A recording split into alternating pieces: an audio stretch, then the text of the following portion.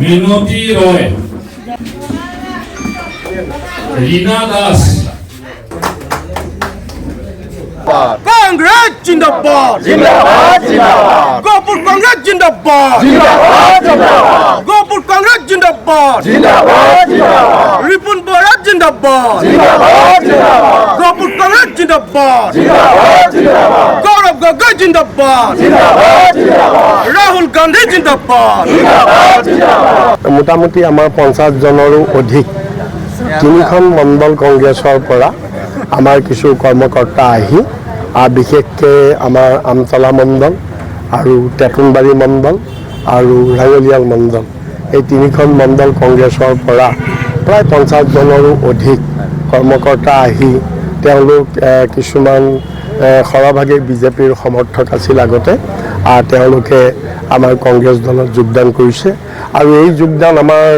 চলি আছে আৰু চলি থাকিব ইতিমধ্যে ৰাজ্যিক পৰ্যায়তো আমাৰ বিভিন্ন যোগদান হৈ আছে তো মই আজি আপোনালোকক কোৱাটো ঠিক নহ'ব মানে নহয় আমাৰতো প্ৰথম কথা আমি 126টা তাততো কোনো কম্প্ৰমাইজ নহয় 126টাততো আমাৰ প্ৰতিদ্বন্দ্বিতা হ'ব ইয়াৰ মাজত খালি এটাই কথা থাকিব আমাৰ লগত যিসকল সহযোগী দল যিটো আমাৰ এলায়েন্স হ'ব মহাজোঁট হ'ব সেইটোত আমি কোনটো দলক কেইখন আসন এৰি দিওঁ এই কথাটো চূড়ান্ত হোৱা নাইকিয়া এই কথাটো চূড়ান্ত হ'ব কিন্তু এইটো কথা ঠিক তেওঁলোকেই হওক আমিয়েই হওক আমি গোটেই বিৰোধীয়ে উমৈহতীয়াভাৱে 126খন আসনত আমি প্ৰতিদ্বন্দ্বিতা কৰিম এইটো কথা সত্য নহয় AIUDFে বিচাৰিব পাৰে সেইটো বেলেগ কথা কিন্তু AIUDFক কেতিয়াও আমাৰ বিৰোধী ঐক্যত লোৱাৰ এতিয়া প্ৰশ্ন নাহে মই সভাপতি থাকোঁতে মই লৈছিলোঁ তেতিয়া পৰিৱেশ বেলেগ আছিলে তেতিয়া AIUDF এটা প্ৰকৃত বিৰোধী দল আছিলে আৰু বিজেপি বিৰোধী আছিল কিন্তু 21 চনৰ নিৰ্বাচনৰ পিছত ডক্টৰ হিমন্ত বিশ্ব শৰ্মা মুখ্যমন্ত্ৰী হোৱাৰ পিছত AIUDF দলটো এতিয়া ধৰ্ম নিৰপেক্ষ দল হৈ থকা নাইকিয়া AIUDF দলটো বিজেপিৰ এটা বি টিম হিচাপে AIUDF দলে কাম কাজ কৰি আছে প্ৰত্যেক কথাতে তেওঁলোকে বিজেপিক সমৰ্থন কৰে বিজেপিক সহায় কৰে গতিকে সেইকাৰণে এই বিজেপি বিৰোধী আমাৰ এই মহাজোঁটত কেতিয়াও AIUDFে স্থান নাপায় তেওঁলোকে বিচাৰিলেও ইয়াত দিয়া নহ'ব কালিয়ে তেওঁ কৈছে বিধানসভাত যে যোনে জুবিনৰ গান গাব নোৱাৰে তেওঁ জুবিনৰ অনুৰাগী নহয় গতিকে তেওঁ তেতিয়াহ'লে আমি ক'ম যোনে জুবিনৰ চিনেমা নাই চোৱা তেওঁ জুবিনৰ অনুৰাগী নহয়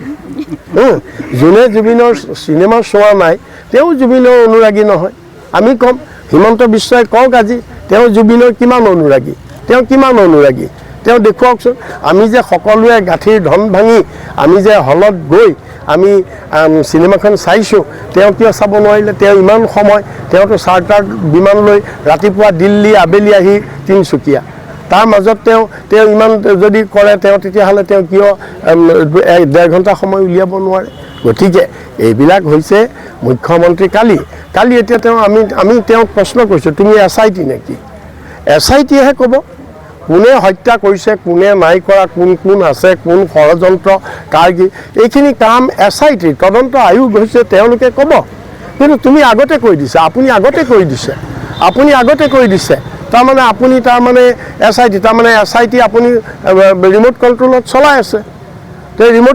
চলাই আছে তে কালি তেওঁ কেনেকৈ ক'লে কালি তেওঁ কৈছে যে এজনে জুবিন গাৰ্গক হত্যা কৰিছে যিবিলাকৰ নাম ওলাই আছে আৰু তাৰ মাজত বাকী 4-5জনে সহযোগ কৰিছে তে আমাৰ কথা হৈছে হয় এজনে হত্যা কৰিছে 4-5জনে সহযোগ কৰিছে কিন্তু এই ষড়যন্ত্ৰটোত মাষ্টাৰ মাইণ্ড কোন আছে মাষ্টাৰ মাইণ্ড এটাতো থাকিব লাগিব মাষ্টাৰ মাইণ্ডটো কোন সেই মাষ্টাৰ মাইণ্ডকো আমাক লাগে অসমৰ ৰাইজে জানিব বিচাৰিছে মই আছিলোঁ বিজেপি দলত